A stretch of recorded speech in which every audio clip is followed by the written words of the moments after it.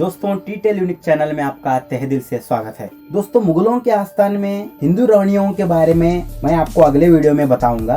उससे पहले मुस्लिम लड़कियों को शादी हुए राजाएं कौन हैं, उनके जीवन कैसे कटी कहने का हम इस वीडियो में देखेंगे। उससे पहले आप हमारे टीटेल यूनिक चैनल में नए हो तो चैनल को सब्सक्राइब कर लीजिएगा। नए वीडियो के नोटिफिकेशन के लिए बेल आइकन दबाना मत भूलिए। इतिहास के पन्नों में हम लोगों को हिंदू लड़कियों को उठा ले जाकर शादी करने वाले मुस्लिम राजाओं के बारे में हमको पता ही होगा, मगर मुस्लिम लड़कियों को शादी करने वाले हिंदू राजाएं हमको देखने को मिलते ही नहीं।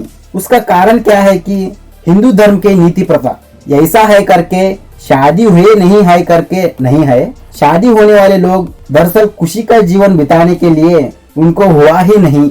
ओडिशा के राजा दूसरे रामचंद्र देव बंगाल के राजा नवाब मुर्शिद कुली खान के बेटी को शादी हुए थे। हिंदू प्रथा के अनुसार इस शादी के लिए राजा रामचंद्र देव इस्लाम को मतांतर होना पड़ा था, मगर वो दिल से इस्लाम धर्म को अपनाना साध्य हुआ नहीं। अपने कुल देवता पुरी के जगन्नाथ जी के आराधन से दूर होना रामचंद्र जी के दिल माना ही नहीं, मगर इस्लाम के लड़कियों को शादी हुआ इस्लाम के लोगों के साथ मिल गया कहने के कारण से पुरी के मंदिर के सारे जिम्मेदारियों को उनसे छीन लिया गया। एक ही बात में बोलना हो तो दूसरे रामचंद्र देव समाज से बहिष्कार होकर के जीवन चलाना पड़ा था। ये उड़ीसा के राजा रामचंद्र जी का कहानी हुआ तो अकबर के सेनापति और अंबर के राजा मान सिंह भी मुस्लिम नवाब के लड़की से शादी किए थे, मगर अकबर के आस्थान में रहने वाले मान सिंह और बहुत सारे राजपूत के राजाएं अकबर के साथ वैवाहिक तौर पर संबंध बनाने के कारण से मान सिंह मुस्लिम लड़की को शादी हुए सो क्या बड़ी तौर पर चर्चा हुई नहीं। मान सिंह 3 पत्नियों को अपनाए थे, उनमें से इस नवाब के बेटी भी एक थी। उससे भी विशेष बात क्या है कि उनका प्रेम विवाह था। यहाँ पर वही राजपूत के एक और शेर की कहानी आपसे बोलना है। वो रहने वाला 8वीं शताब्दी में, उनका नाम बप्पा रावल। मेवाड़ का नाम आप लोग सुने ही है ना। राणा कुंभा से पकड़कर राणा प्रताप तक एक से बढ़कर एक को जन्म देने वाला भूमि मेवाड़। वैसे मेवाड़ के संस्थान के संस्थापक बप्पा रावल 712 में भारत के ऊपर आक्रमण करने वाले अरब के आक्रमणकारियों को समर्थ तरीके से लड़ने वाले ही थे। बप्पा रावल इतना ही नहीं, मोहम्मद बिन कासिम से लेकर सिंध प्रांत को छीनकर उसको भगाया सो नाम भी इन बप्पा जी का ही है। उस वक्त बप्पा रावल कहे तो वो कितना भयंकर नाम था कि अफगान और सिंध के बाउंड्री पर रहने वाले मुस्लिम सुल्तान अपने घर के लड़कियों को बप्पा जी को सौंपकर राजी संधान कर लेते थे। ऐसे बप्पा रावल के महल में रहने वाले मुस्लिम पत्नियों का संख्या 35 को पार किया था। आप लोगों को पता रहना चाहिए उस वक्त बप्पा रावल मुस्लिम लड़कियों को शादी हुए कारण से उस वक्त हिंदू समाज उनको बहिष्कार किया नहीं था। एक अक्षम है करके किन लोगों को भी कहलाया नहीं।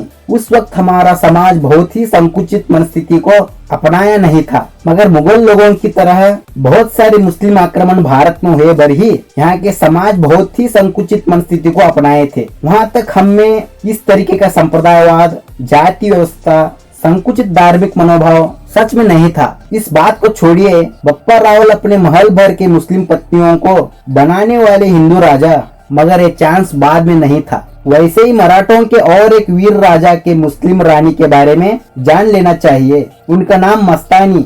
आपको मालूम ही रहना चाहिए, ये रानी दिल्ली के नजदीक में रहने वाले बुंदेलखंड के राजा के बेटी। इस बुंदेलखंड के राजा छत्रसाल एक राजपूत राजा, उसके असंख्यात पत्नियों में से पर्शिया की मुस्लिम महिला थी रूहानी भाई। आप लोगों को एक बात बोलना ही है, उस वक्त में हिंदू राजा मुस्लिम लड़कियों को शादी होते नहीं थे, मगर उनके साम्राज्य में दूसरे देश के मुस्लिम लड़कियां क्या कम नहीं थी। वैसे सुंदर लड़कियों में से एक थी ये रूहानी भाई, उनकी बेटी ही थी मस्तानी। उसको मराठाओं के पेशवे बाजीराव प्यार करते हैं। वो युद्ध और प्यार दोनों को अच्छी तरह से निभाने वाले वीराग्नि थे। बाजीराव मस्तानी को शादी भी कर लेते हैं, मगर उसको उस वक्त का समाज अपनाया नहीं था। वो घटना बाजीराव की जीवन में एक बड़ा परिणाम पड़ता है। वो लड़की हिंदू धर्म को अपनाने के लिए तैयार हुए तो भी समाज उसको आज्ञा दिया नहीं। उसके बेटे को कृष्णा करके नाम रखने को भी छोड़ा नहीं। आगे यही प्यार एक दुरंत कहानी बनती है। अब मैं आपको 14वीं शताब्दी में सिंगापुर को आडಳಿत करने वाले परमेश्वर के बारे में बोलना ही है। ये पर्शिया के इस्लाम सुंदरी एक को प्यार होता है।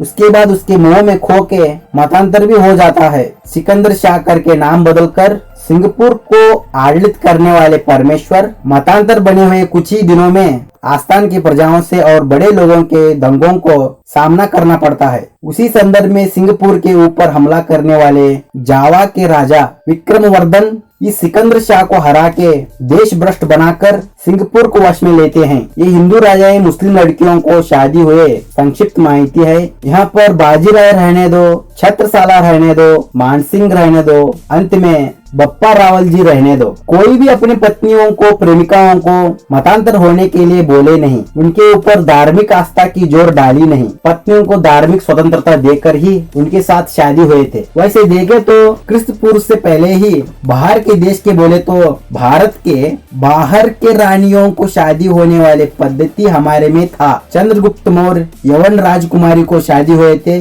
उनसे भी पीछे के राजाओं में भी यह पद्धति था। मगर कब अरब के आक्रमण शुरू हुए, कब इस्लाम भारत को आया, वहाँ से भारत के हिंदुओं में संकुचित तौर पर धार्मिक भावनाएं बढ़ना शुरू हुआ। अपने आप के अस्तित्व को बचा के रखने का आस्था, सामाजिक और धार्मिक अभद्रताएं देखने को शुरू हुए। इस देश में बड़े प्रमाण में धार्मिक मौढ़ताएं अति कहलाने वाले जाति के पद्धति ही शुरू हुए 8वीं शताब्दी के अंतर में। यह है दोस्तों भारत में मुस्लिम रानियां और प्रेमिकाओं को अपनाने वाले हिंदू राजाओं के बारे में संक्षिप्त माहिती। ऐसे ही और भी ज्यादा ऐतिहासिक जानकारी के लिए आप हमारे टीटेल यूनिक चैनल को सब्सक्राइब करें। नए वीडियो के नोटिफिकेशन के लिए बेल आइकॉन दबाना मत भूलें। अगले वीडियो में मिलेंगे। जय हिंद, वंदे मातरम।